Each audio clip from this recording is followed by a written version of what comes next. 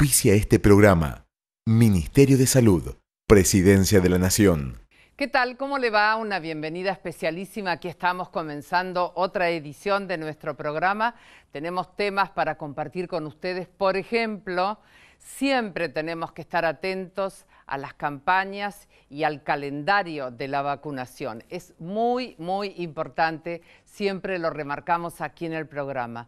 Vamos a hablar también de factores de riesgo. ¿Cuáles son las situaciones que realmente ponen en peligro nuestra salud? Estará como siempre el doctor Daniel López Rossetti y en el comienzo, como es habitual, compartimos con ustedes esta historia de vida de Mónica Cristaldo, que ella recibió un trasplante bipulmonar.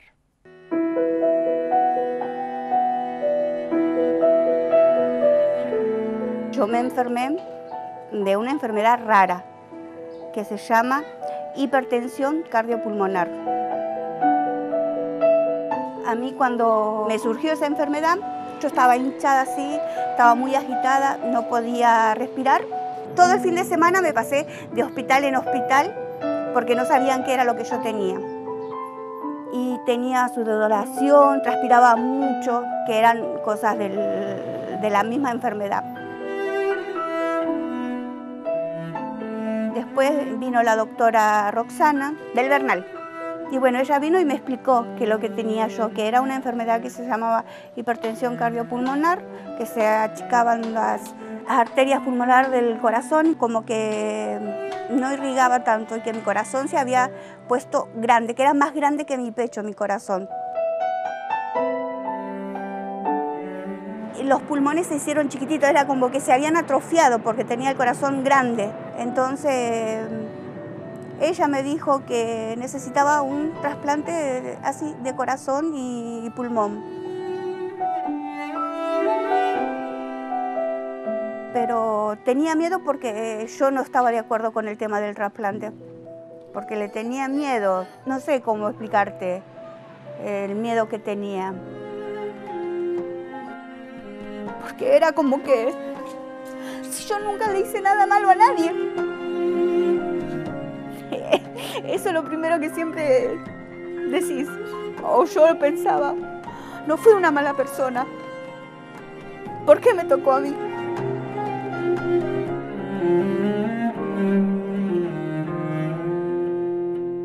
El último tiempo yo tenía síncope, me desmayaba, me agarraban convulsiones y es bien feo no respirar, porque uno dice, es tan fácil respirar y a mí me costaba un montón. Me fui a hacer el trámite o la revisación médica para ver si estás apto para el trasplante. Hasta ahí yo seguía diciendo que no.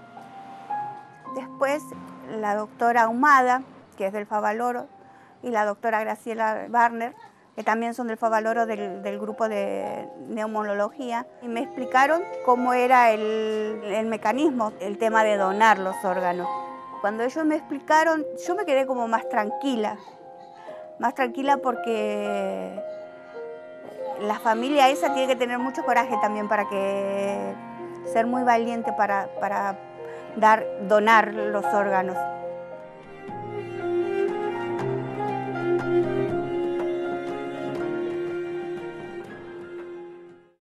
Ay, cómo agradecemos siempre esta sinceridad tan enorme que ponen quienes brindan este testimonio. Y Mónica, es bueno recordar que la enfermedad no es un castigo, ¿no?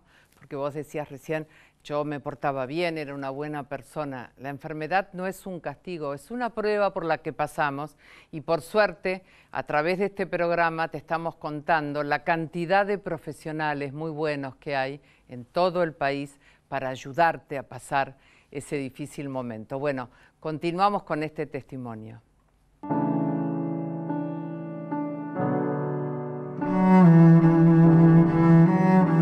A mí me internaron para hacerme la evaluación para el trasplante. Y bueno, ya ahí me dejaron. Para mí fueron 100 años, pero por historia clínica fueron 48 días. Cuando me dieron la noticia de que estaba el órgano para mi trasplante, Me sentí feliz. Empecé a llamar por teléfono a todo el mundo. Fue algo muy increíble ese momento.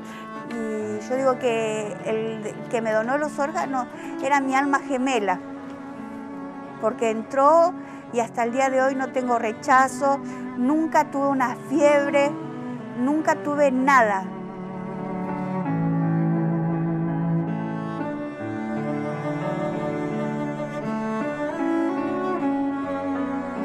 Antes del trasplante, antes de enfermarme, tenía una rutina de vida de trabajo a casa. Y mi vida después del trasplante mejoró más. Los pulmones andan un montón y mi corazón no me lo trasplantaron. La cosa que al cambiarme los pulmones, mi corazón volvió a estar en su forma.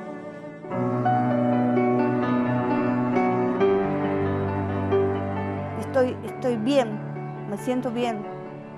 Es como que ahora todo lo que hago lo disfruto más que antes. Si yo conociera a la familia de mi donante, no sabría qué decirle. Creo que los abrazaría y lloraría mucho.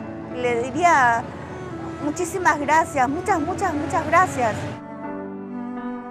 Si tienen miedo de donar, que primero se asesoren.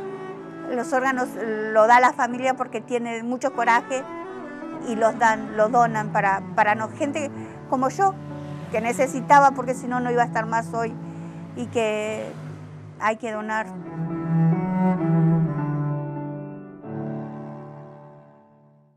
Muchísimas gracias, Mónica. Bueno, doctor Daniel López Rossetti, corazón sobre nuestro escritorio de trabajo. Es que hay una cosa increíble. Nuestro corazón late 100.000 veces por día. Sí. 3 millones de veces por mes. 36, 35 millones de veces por año. Pobrecito, ¿cómo nos responde? Qué bien. ¿Cuánto le pedimos, no? Sí, cuánto. Y tiene solamente 3 grandes arterias. Después tiene arterias más chiquitas, pero las más grandes son 3. Sí. Que son habitualmente esas 3 o alguna subsidiaria, alguna ramita más o menos grande la que se tapa. Cuando se tapa se produce un infarto. Esto se produce, y lo vamos a mostrar, como si esto es una arteria coronaria, que se llama coronaria porque en realidad el corazón, las arterias van de arriba para abajo como si fueran una corona. De ahí viene el nombre de coronaria. Y esta arteria, que tiene habitualmente placas amarillas, como esta, que se llaman placas de ateroma, y de tanto en tanto, por distintos motivos, se rompen. Cuando se rompen, largan su contenido. Sí. Su contenido es colesterol, calcio, células, como la cascarita de una herida. Deja de pasar sangre para acá y todo el territorio muscular cardíaco que queda sin irrigación muere. Si el territorio es muy grande, el corazón puede que no funcione más. Claro. Y es una de las formas de muerte súbita. Si es chiquito, puede ser que solamente le dé síntomas, como dolor de pecho intenso, sea tratado el paciente y tenga un porvenir mejor. Por supuesto. Pero eso claro. depende del tamaño de la lesión. Eso se llama infarto agudo de miocardio. Cuando esto no se tapa completamente, por distintos motivos, se achica el calibre, ¿viste? Como una manguera de las que usás para regar en el jardín, se hace más finita, pasa sangre, pero pasa menos. Entonces el corazón, cuando pasa menos sangre, ¿qué hace? Tiene que trabajar más, hace un esfuerzo. El que no llora no mama. Claro. Entonces, si le falta sangre, llora. ¿Cómo llora? Con dolor. Ese dolor también es un dolor parecido al del infarto y se llama angina de pecho. Las personas que tienen angina de pecho lo tienen porque hay una disminución de circulación relativa de sangre en un momento determinado. Y en un punto está avisando también el corazón que algo le está pasando. Es una luz amarilla en el tablero del cuerpo para ir y atenderse. Y si esto pasa muy seguido, se llama angor inestable o angina de pecho inestable, y es lo que algunos le llaman preinfarto, o sea que requiere atención inmediata. Exacto. Todo esto tiene que ver con la prevención, que ya vamos a hablar en otro momento. Maravilloso. Gracias, como siempre, Daniel. Un placer. Bueno, nos vamos a compartir ahora un spot, un buen consejo del Ministerio. Grande yo seré, sano creceré, porque me vacuné. Feliz soñaré, fuerte yo seré, porque me vacuné.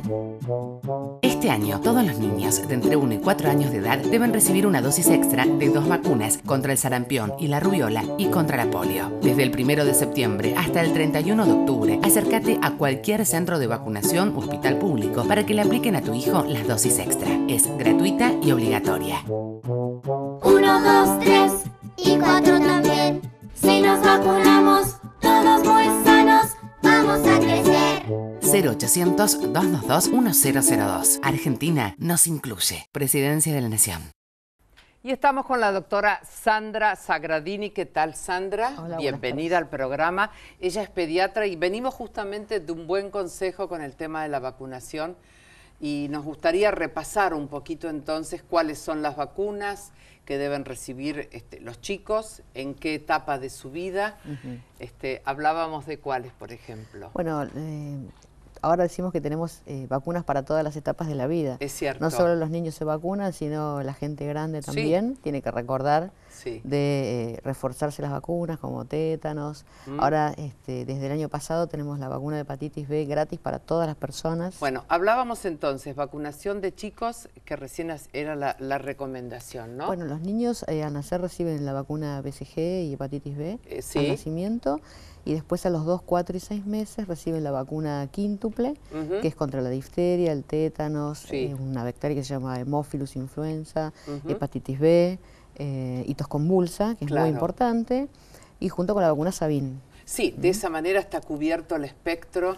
Bueno, la mayoría. De hecho, ¿no? en nuestro país es pionero en vacunación. Sí. Nuestro calendario actual es uno de los más completos del mundo. Sí, sí. Tenemos 16 vacunas y a partir del año que viene vamos a tener 3 más. Y digamos, sin vergüenza, si no tienen el calendario, si no tienen todo el carnet completo, vayan porque pueden entonces, porque a veces les da un poco, dicen, no, me van a retar porque en realidad, o cuando empiezan el ciclo escolar, viste que se les pide las vacunas, ¿no? Y bueno, es muy importante porque no solamente para proteger a la persona que se está vacunando, sino a las otras personas. Al entorno. Claro, que no se pueden vacunar o porque no tienen la edad para hacerlo todavía o porque tienen alguna condición de salud. Todos los demás que nos vacunamos protegemos a nuestros hermanos congéneres. Justamente como nuestro país hace muchos años que vacuna, ha eliminado enfermedades. Sí. Y esta campaña que se está desarrollando del 1 de septiembre al 31 de octubre es para fortalecer 3 enfermedades que no tenemos más y que morían muchas personas por ellas, como la poliomielitis. Hace 30 años que nuestro país está libre de la enfermedad. El sarampión, que hace 14 años que no tenemos más, y la rubeola, que hace ya desde el año 2009 no tenemos casos. Muchas gracias, Sandra, por favor, gracias a vos. Estar en el programa. Bueno, compartimos ahora testimonios de la licenciada Lucila Goldberg, del doctor Sebastián Laspiur, que hablan justamente de esta encuesta nacional de factores de riesgo. Yo les decía en el comienzo del programa, ¿no? Tema importante también, sumamente importante, porque tenemos que conocer para la prevención.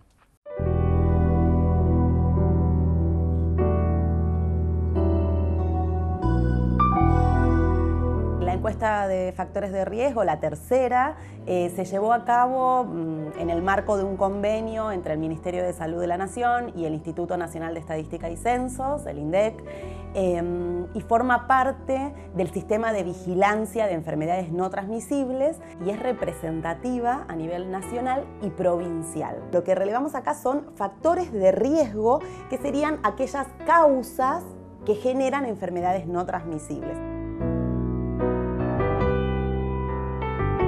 En relación a la obesidad, la encuesta refleja un incremento bastante significativo y sabemos que esta consecuencia del incremento de la obesidad y del exceso de peso tiene que ver con que el entorno en que vivimos es mucho más obesogénico. La obesidad claramente tiene una consecuencia muy importante porque detrás de la obesidad aumenta la chance de tener diabetes, casi 4 veces la probabilidad de tener diabetes, de tener hipertensión arterial, de tener enfermedades cardiovasculares. Hay muchos tipos de cánceres que también se asocian a la obesidad. El colesterol elevado también tiene una relación importante con la obesidad y otros temas como la artrosis, la depresión. Para prevenir la obesidad lo que hay que mantener un estilo de vida saludable, esto me refiero, hay que sumar niveles de actividad física a la vida cotidiana. Y después claramente nosotros tenemos que duplicar el nivel de consumo de frutas y verduras. Consumimos 2 porciones por día por habitante cuando debieran ser 5 porciones. Tratar de reducir cierto tipo de alimentos que consumimos mucho en Argentina, como las harinas refinadas y productos que en general no son muy nutritivos, pero sí aportan gran cantidad de calorías.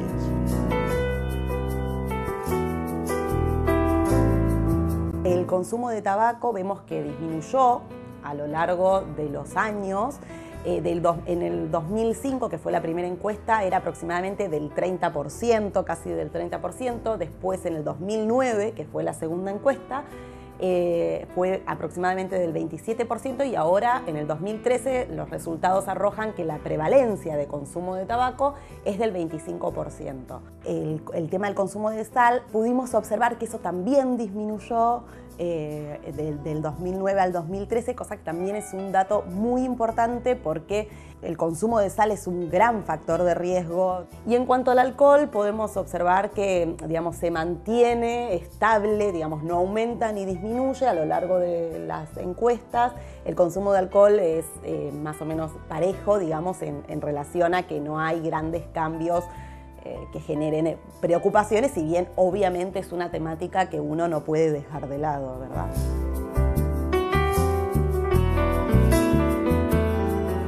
Bueno, súper interesante todo lo que se planteaba allí. Estamos con la doctora María Rodríguez Acuña. Bienvenida, María, al programa. Muchas Ella gracias. es cardióloga, es coordinadora médica del Centro de Prevención y Atención Ambulatoria de Pilar, de la Fundación Favaloro. Así que te hemos traído para el centro hoy, ¿eh? Sí. María, ¿qué se puede hacer? Porque en general todos conocemos los factores de riesgo, pero digo, ¿cómo hacer para que tomemos conciencia y para que actuemos, ¿no? Bien. Bueno, bien como vimos en la encuesta, conciencia parece en algunos sectores ya está apareciendo, sí, y con determinados factores de riesgo también. Por ejemplo, con respecto al consumo de la sal. Sí, eso es fantástico, la cantidad de gente que ahora es consciente, que ya no agarra el salero y sal antes de comer. Entonces, seguir con esa educación y continuar con el tema de que debemos bajar el consumo de sal. Y lo más importante es hacer controles frecuentes, ir al médico en forma frecuente a ver si realmente somos portadores de alguno de estos factores de riesgo, como para una detección temprana y poder entonces prestar atención y empezar a tratarlo desde el principio. Si en el caso que se detecte hipertensión arterial, si es necesario algún tratamiento, o en algunos casos con ejercicio físico y dieta ya se puede controlar. Claro. El resto de los factores de riesgo también, que son tan importantes y se pueden detectar en forma temprana, van a evitar los eventos más importantes cardiovasculares. Por ejemplo, esos factores de riesgo, con un análisis de sangre, con un chequeo, ya empiezan a aparecer señales allí, ¿no es cierto? En un chequeo ya pueden ir apareciendo. Con la sola consulta al médico, algunos de ellos van a ser detectados.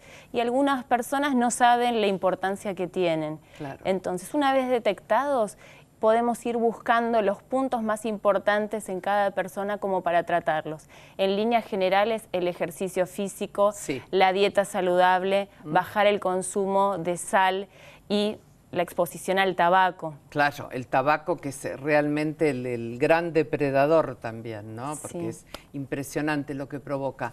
Ahora, digo, a veces cuando el resultado de un análisis da también que la combinación de varios factores con valores que están un poquito arriba ya es un factor de riesgo, ¿no es cierto? Exactamente, la Porque, por ejemplo, colesterol, triglicéridos, una curva de azúcar que está empezando, allí ya empieza a haber una alarma, ¿no? Sí, es lo que nosotros hablamos de síndrome metabólico. Claro. Vemos en un laboratorio simple, vamos a encontrar los valores de colesterol que estarían alterados, o los triglicéridos, o algunos de los otros porcentajes de colesterol. Sí. Por otro lado, la glucemia, que es un marcador en forma temprana de que podríamos llegar a desarrollar diabetes, y tener en cuenta también en esa consulta, además del dato de laboratorio, el poder tomarle la presión al paciente y hacer algunas preguntas con respecto a la exposición que tenga.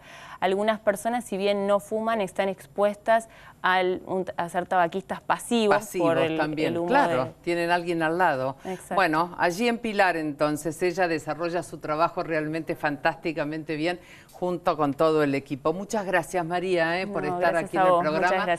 Nos vamos a un buen consejo y ya estamos de regreso. ¿Querés evitar la gripe? Lávate frecuentemente las manos. Ventila tu casa. No fumes ni permitas a otros fumar en espacios cerrados.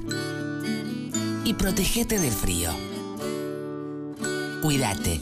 Es bueno para vos, es bueno para todos. 0800-222-1002. Argentina nos incluye. Presidencia de la Nación. Cocina con Emiliano Tisera Favaloro. En la oportunidad de hoy les voy a elaborar una hamburguesa de pollo con papas y batatas al horno. La batata va a ser lo primero que voy a poner al horno, a cocinar. Le voy a hacer un corte cuñas.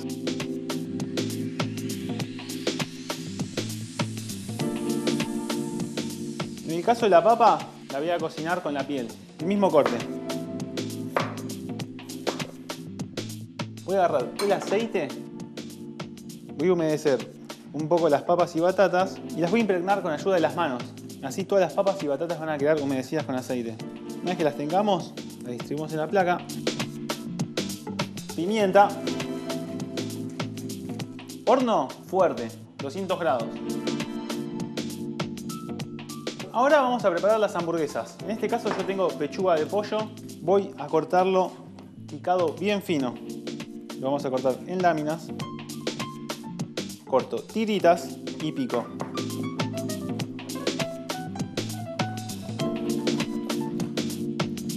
Bueno, ya está.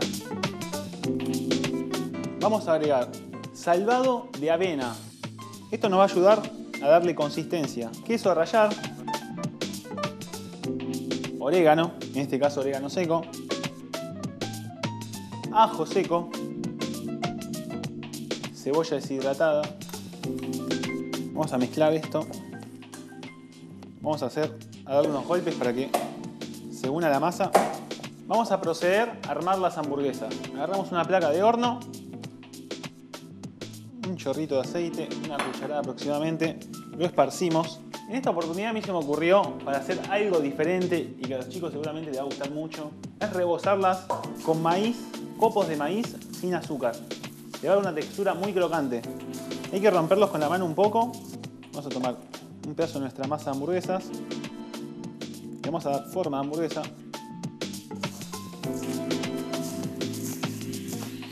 Muy bien. Tenemos una hamburguesa.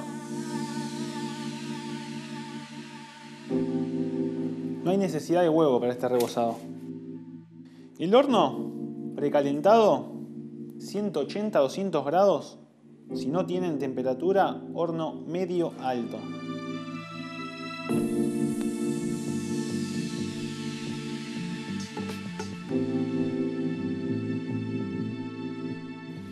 Ya casi están listas. Las voy a terminar con un poco de queso cheddar, algunas con queso tivo. Funde el queso y las retiro. Ya están.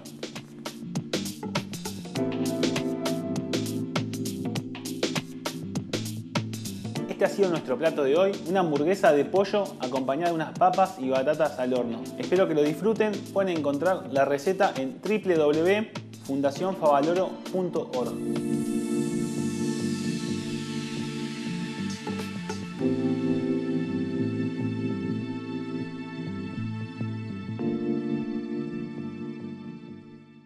Muy bien, y estamos aquí con la licenciada Gabriela Firpo, que es nutricionista del plantel de la Fundación Favaloro. Gabriela, Siempre que hablamos de hamburguesa pensamos en comida chatarra. Sí, tal cual. ¿Acá qué pasa? Y bueno, esta es una versión, pero preparada en la casa, que lo que vamos a generar es que podemos evitar usar carnes rojas, por ejemplo, reemplazándolo por una carne blanca. Podemos usar, como dice Emiliano, pechuga de pollo, se puede hacer de pavo también, se pueden hacer incluso de pescado.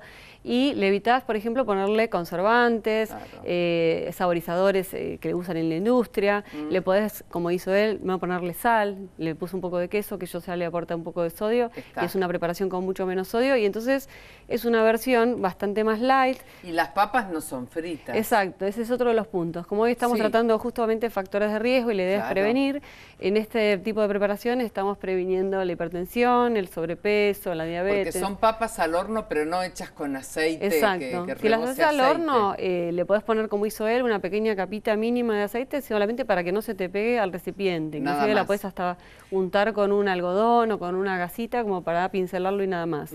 Y estás evitando el agregado de muchísima grasa. ¿Y ese aceite que viene en spray también? También se puede. Sirve para lo mismo, digamos, para minimizar el cuerpo graso. Exacto. La fritura, lo que siempre recomendamos es tratar de no hacerlo en forma cotidiana, porque le agrega mucha más grasa a la preparación. Y lo que es malo de la fritura es cuando uno usa muchas veces el aceite. El aceite también. Ese aceite reutilizado, que es lo que va a pasar si vos vas a comer afuera, por ejemplo, no van a usar un aceite una vez y lo van a descartar. No. En el caso de hacerlo en la casa, se podría hacer una fritura bastante más saludable con un aceite de primer uso y descartarlo. Perfecto, clarísimo. Gabriela, muchas gracias. Me voy a la despedida agradeciéndoles, como siempre, por supuesto, que nos acompañen. Gracias a Roberto Giordano, Amo Mi Living, S Catering, Il Vicolo, Fab Developers, Orgánico Igual a Rico y básicamente a ustedes, porque están allí semana a semana. Hasta la próxima. Y a cuidarnos, Hoy aprendimos muchas cosas muy buenas realmente. Gracias. Auspició este programa Ministerio de Salud, Presidencia de la Nación.